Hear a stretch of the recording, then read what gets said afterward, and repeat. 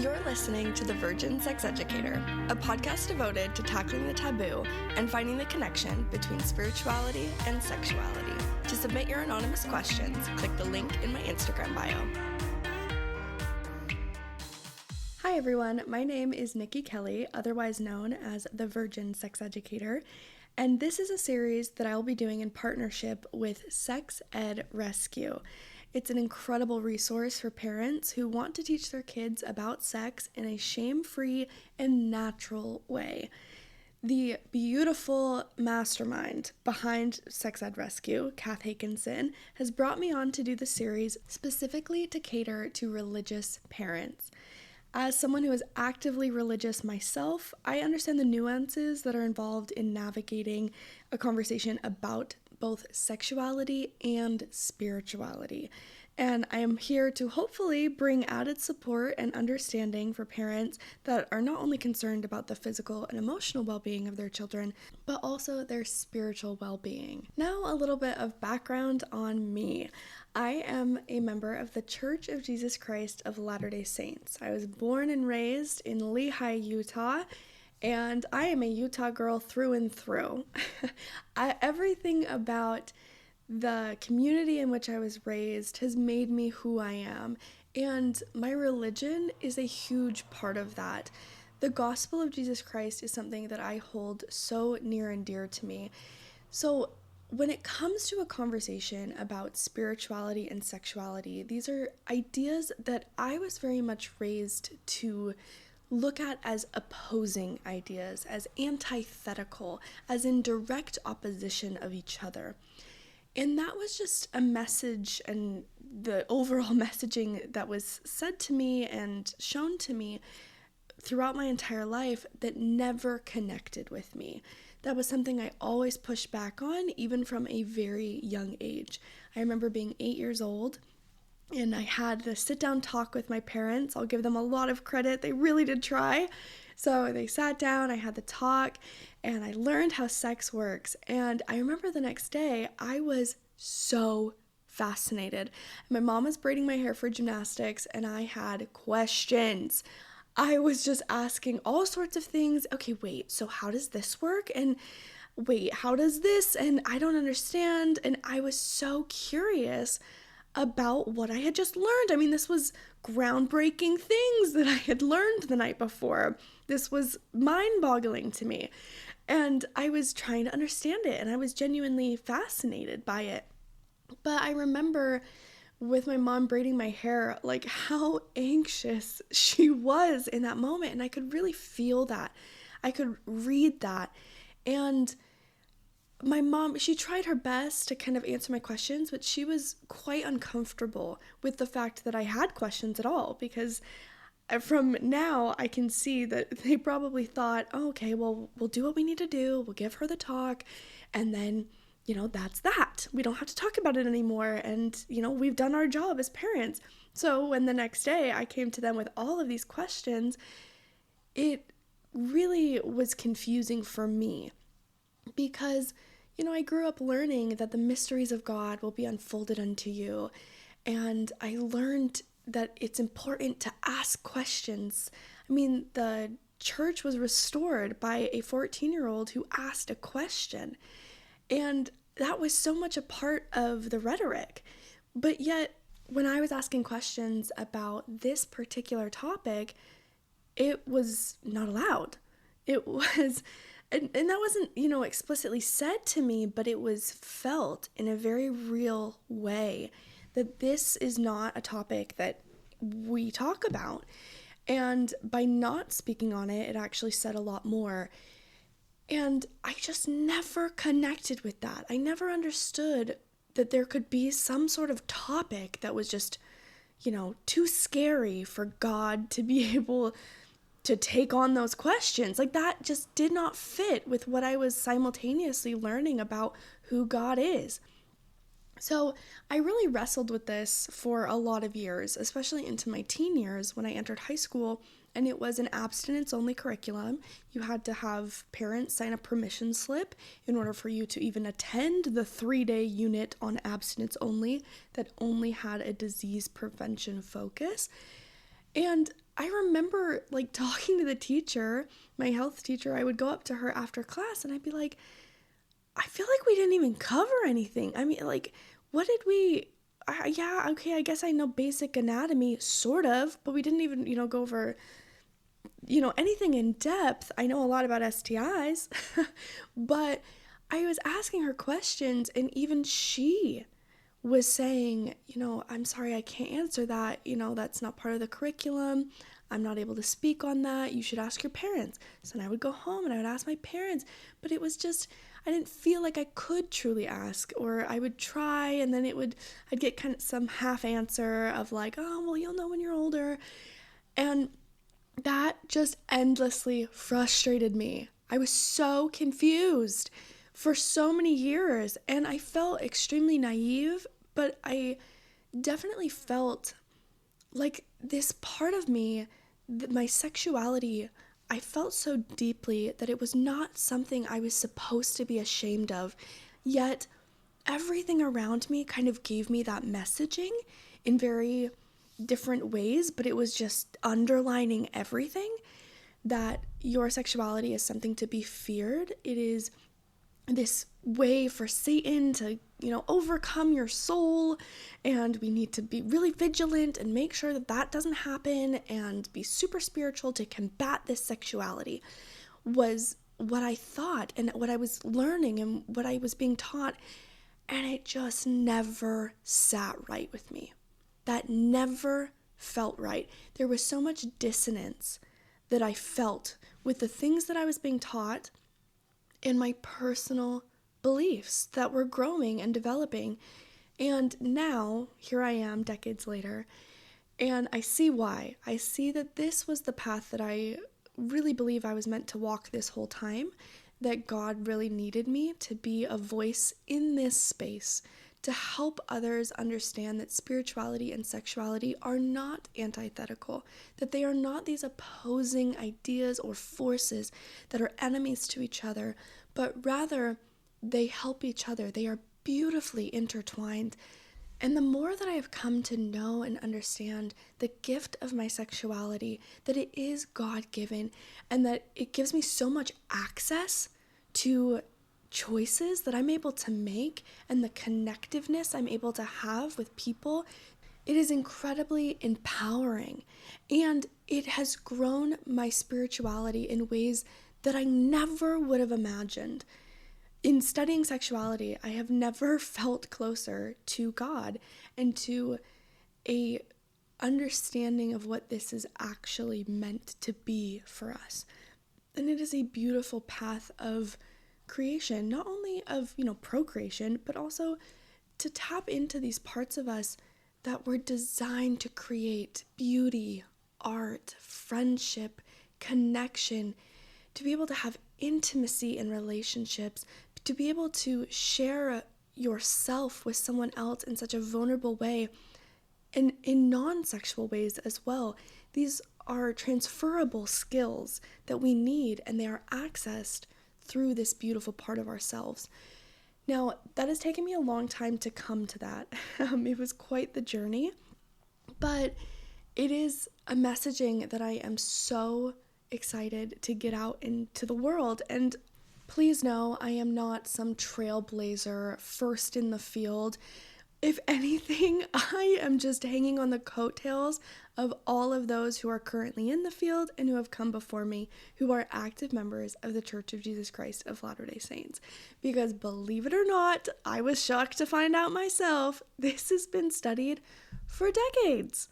This has been a not only just topic in the academic world that's been studied for a long time, but specifically the perspective of people from all religions. But if we get even more specific, the Church of Jesus Christ of Latter-day Saints, yes, there are many, hundreds of studies that have been done just on our population by members, a lot of which come out of BYU. I know, shocking. And I am just hoping to add to their voices because it is such an important conversation, and we unfortunately have been teaching it incorrectly for a very long time. And it's understandable when you look at the history of, early Christianity long before the church was restored. These narratives and this type of teaching was very much a part of what set those early Christians apart from what was going on during those times. And then when we see how it was taught throughout these generations, and then in Joseph Smith's time, and just it makes sense when you look at the historical context and all of this throughout history. You start to go, oh, I see how we got here. But that doesn't necessarily mean that this is correct. It just is the way that we've always been taught. So I really love to focus on what is the doctrine? What is God and Jesus Christ really teaching us? And how can we relate to our spirituality through our sexuality? And that concept alone can be very difficult for a lot of people, for a lot of parents to come to terms with. It's like, oh, I don't know what you're talking about. I don't know what that means. That sounds a little scary and I don't know where you're going with this. But I'm hoping that through this series, you can start to see new ways to teach, the law of chastity to your children in a way that is not going to cause them to have just deep shame or fear around this topic that maybe you grew up with, or that you've seen members of your community grow up with and still have to this day. I primarily work with adults, typically married couples, and I work with them on where they're at right now. And a lot of times where they're at is not a very great place because they really struggle with understanding the role that their sexuality plays in their life, and they have a very difficult time tapping into that even years into marriage. And there's a lot of communication problems between them and their spouse because they don't know how to communicate these things that they never learned. They never, were taught the vocabulary. They were never taught that this is normal and this is okay, and they repressed it for a very long time. And you can't just access it all of a sudden when you get married. Like, that's not true. That's not actually what happens. And I help these couples to better understand themselves, understand their sexuality, and then always, when we get to a place where they are thriving and they are excited about life again and excited about their intimate relationship, the very next question that I'm asked is, how do I help my kids? How do I teach them everything that I have learned now in my adulthood at their level, at their age, so that they don't have to go through this journey that I just had to go through that was so difficult and so hard and so heartbreaking in a lot of ways, that it could have all been avoided if they would have been taught just slightly differently. So that is what this series is really for. It is for every parent who has ever asked me, how do I teach this to my kids? And with the help of Kath and her incredible website, truly, she has so many great resources. I highly recommend going and using them. Also, sign up for her emails. It's just such a beautiful thing that she's created. And hopefully I can add just some additional context when it comes to spirituality, of how these ideas connect to the values that we live, that we love, and how to teach these things that are very natural, very normal, that every child is going to be curious about. And how can we do it in a way that doesn't shut them down, that doesn't get confusing for them, that doesn't teach them that their spirituality and their sexuality are bad, or they're different and they can't work together, because I promise you that will only lead to dysfunction in adulthood. That is who I work with, that is what I specialize in, and it is my goal to help as many members as possible to avoid that. Let's help our children and the rising generation avoid the dysfunction that we have in a lot of ways because of the way that sexuality is taught. So let's teach it in a way that actually aligns with our doctrine, with our values, and that comes from a place of strength and confidence, because God has confidence in us. We are given our sexuality at birth. And I have never really understood this innate fear around this topic, because to me, I look at it and I cock my head and I think, well, don't we believe that once we're baptized, we have the gift of the Holy Ghost that's here to direct us and guide us? Don't we believe that? Isn't that a huge part of what we believe? So if we say that, then why are we not trusting that that's true when it comes to the navigation of growing sexual feelings that you have in childhood and adolescence and in adulthood? Why would we think that that wouldn't apply? But I think the main reason we don't think it applies is because we place sexuality in this other category. This one way off to the side, maybe in the attic or the basement, like it's in a dark room and we don't talk about it, and it's not in the room that's light with all the windows open and, the gospel. Like, no. Sexuality is in a different room in the basement or the attic, depending on who you are. But that's just not true. It is in the same room, that where all the windows are open and the light is coming through. It's in that room. So we can believe and we can trust that we can be guided, and we can help our children be guided towards good decisions when it comes to how they're going to relate to themselves and to others. We can teach them how to respect themselves and respect others, and how to think about their bodies in a way that really places integrity at the forefront of what we're teaching, rather than a fear-based approach of, well, if you do this, then it means these things about you, rather than teaching it the way that it was intended, which is, you have been given this incredible gift. So how are you going to relate to it? What are you going to do and use this gift to create? And there are so many ways that you can create goodness in the world with this power that you have. So let me teach you how to hone this power. And we're going to teach them in a way that really plays to their strength, that helps them know that we believe in them. We believe in their ability to make good choices, because God believes in our ability to make good choices. That's really my goal.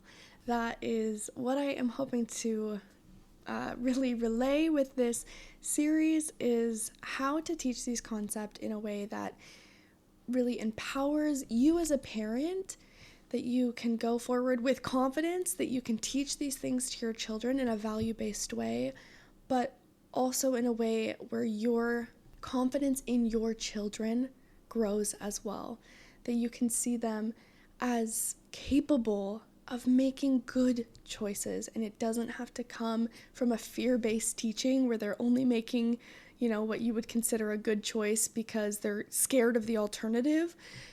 Instead, they're making a good choice because you taught them what it's really about, and it's something that they want for themselves.